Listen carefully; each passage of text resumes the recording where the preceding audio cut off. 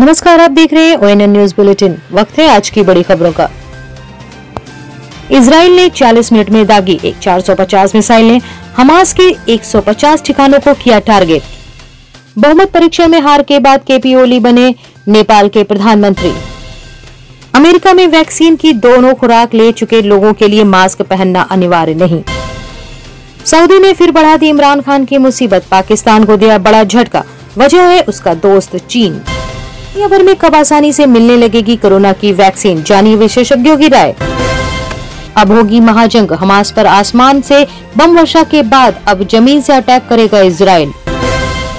Corona से जंग में भारत के पास होंगे 5 और हथियार, जल्द 8 वैक्सीन से होगा प्रहार। कोरोना केस फिर 3.5 लाख के बेंचमार्क से नीचे, मौत का आंकड़ा भी घटा, जाने 24 घंटे का हाल।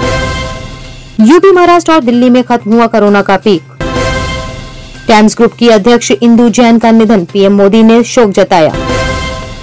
जल्द दूर होगी वैक्सीन की किल्लत, दूसरी कंपनियां भी बनाएंगी कोवैक्सीन, भारत बायोटेक तैयार।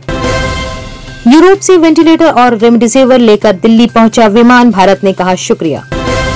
कोरोना काल में चुनाव के दौरान क्या हुई गलतियां, आंकलन के लिए आयोग ने बनाई समिति।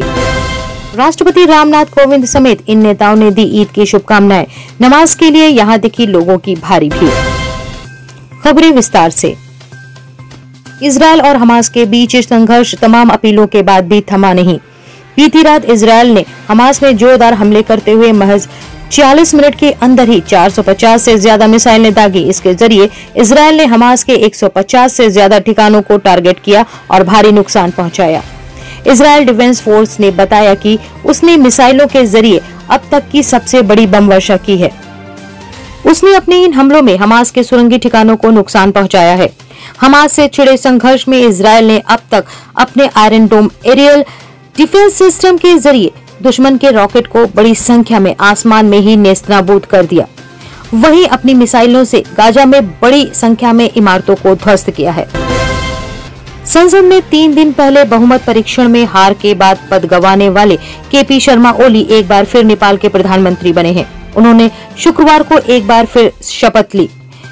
उन्हें गुरुवार को इस पद पर फिर से नियुक्त किया गया, जब विपक्षी पार्टियां नई सरकार बनाने के लिए संसद में बहुमत हासिल करने में विफल रहीं। राष्ट्रपति विद्यादेवी भंडारी ने CPN-UML के अध्यक्ष 69 वर्षीय ओली को फिर से प्रधानमंत्री नियुक्त किया। बीते साल अमेरिका सबसे ज्यादा कोरोना संक्रमित देशों में से एक था।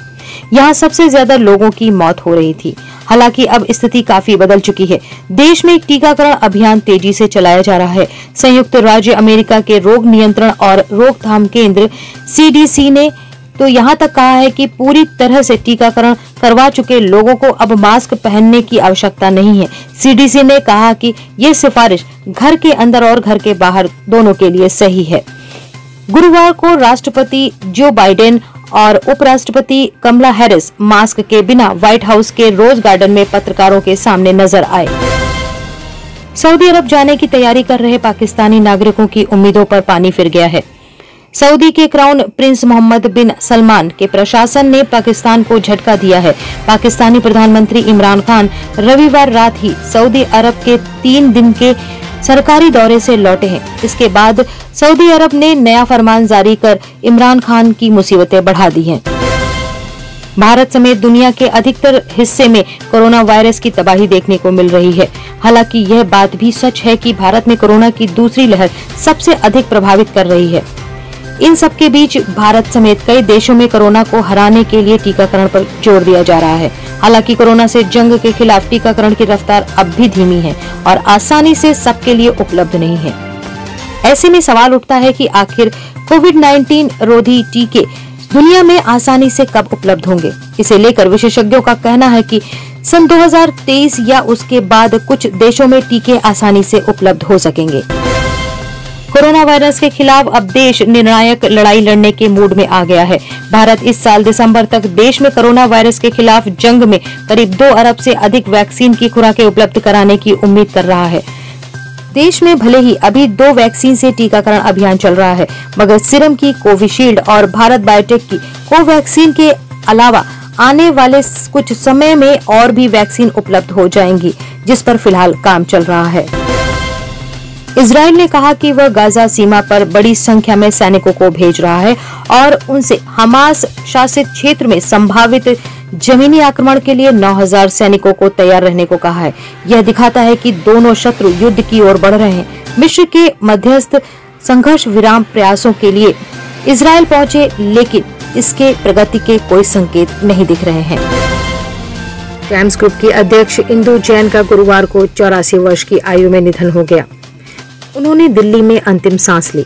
टाइम्स समूह के समाचार चैनल टाइम्स नाउ ने एक ट्वीट में जैन को आजीवन आध्यात्मिक साधक, अग्रणी परोपकारी, कला के प्रतिष्ठित संरक्षक और महिला अधिकारों का जबरदस्त समर्थक बताया जा रहा है कि कोरोना वायरस संक्रमण से उत्पन्न जटिलताओं के कारण उनका निधन हो गया। उत्तर प्रदेश, मध्य प्रदेश, महाराष्ट्र, दिल्ली, गुजरात व छत्तीसगढ़ में कोरोना का पीक आ चुका है।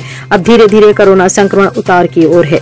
संक्रमितों की संख्या घट रही है, मगर कर्नाटक, आंध्र प्रदेश व तमिलनाडु में अभी कोरोना का पीक आना बाकी है, इसलिए सतर्कता जरूरी है। सबसे अधिक खतरा केरल, बिहार, झारखंड, राजस्थान, हरियाणा व तेलंगाना में है। कोरोना संक्रमण फ्लैक्चुएट कर रहा है, मतलब लगातार कोरोना संक्रमण में उतार चढ़ाव का ग्राफ दिख रहा है। यह रिपोर्ट IIT के वरिष्ठ वैज्ञानिक प्रोफेसर महेंद्र कुमार वर्मा व प्रोफेसर राजेश रंजन की है। उन्होंने यह रिपोर्ट स्वास्थ्य मंत्रालय भी भेजी है। केंद्र सरकार और हैदराबाद स्थित भारत बायोटेक अन्य कंपनियों को आमंत्रित करने के लिए तैयार है, जो कोवैक्सीन का उत्पादन करने में मदद करना चाहते हैं।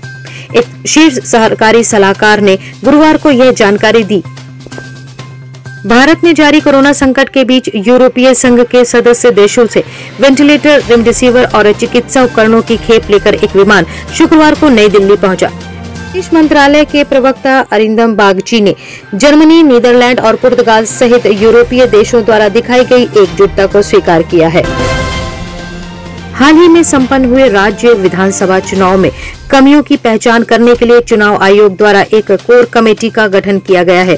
चुनाव आयोग के महासचिव की अध्यक्षता वाली कोर कमेटी असम, बिहार, केरल, तमिलनाडु, पश्चिम बंगाल और केंद्र शासित प्रदेश पुडुचेरी में हाल ही में हुए चुनाव से मिली सीख, अनुभवों और कमियों की पहचान करेगी। यह कमेटी नियामक व्यवस्था में कमियों, अंतरालों की पहचान करेगी और बदलाव को लागू करेगी। देश भर में ईद उल फितर का त्योहार हर्षोल्लास के साथ मनाया जा रहा है। इस पावन त्योहार पर सभी एक दूसरे को शुभकामनाएं दे रहे हैं। लोगों से अपील की गई है कि त्योहार मनाते समय सोशल डिस्टेंसिंग जैसी सभी कोरोना गाइडलाइंस का सख्ती से पालन करें। त्योहार के मौके पर देश के बड़े बड़े नेताओं ने भी लोगों को ईद की बधाई दी।